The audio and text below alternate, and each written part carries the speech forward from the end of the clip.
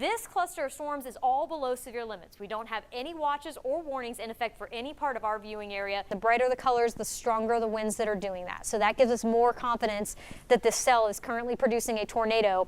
The showers coming through don't necessarily just mean rain that could help extinguish the flames, because they may not always do that, but they also could mean erratic winds. We had a great mast crop this year in the Smokies, lots of fat bears out there. But we are watching that radar very closely, and the wind is already picking up, the skies are getting dark, and we're probably going to be taking shelter here in just a few minutes. And in the first time in forever, we're going to have Elsa on the list as well. An EF0 tornado with winds of 80 miles per hour is what did the damage. Spring officially begins in 1 week, and we have snow on the ground right now. And britches winter, named for the Lindsay Woolsey long underwear.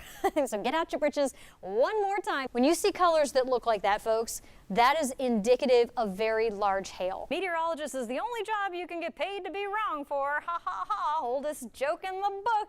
What? We have a surplus for the year of over 12 inches. Well, if you drink a gallon of water on Monday, you're still probably going to be thirsty on Friday, right? Still could be producing a tornado, though, or may lift and come back down. As I was explaining earlier, these storms kind of breathe. They take a breath, they get their act together, and then they exhale and they collapse, and then they breathe again. And so the rotation can do that too. It can weaken and then tighten back up, and then weaken and tighten back up. Out in the Atlantic, we have our first named storm of the season for the 7th year in a row. It has come before the official start of the hurricane season. There you go, subtropical storm Anna spinning just to the northeast of the island of Bermuda. Now, Anna, well, she's going to be heading out into the unknown in just a little bit. Winds are at 45 miles per hour now, but the system is moving off to the northeast at 9 miles per hour. And in the first time in forever, we're going to have Elsa on the list as well. Anna, the first named, Elsa coming up as the E-storm this year. I'm going to stop right there and just let it go into the rest of our forecast. First, the Camp Creek tornado, EF3 with winds of 150 miles per hour.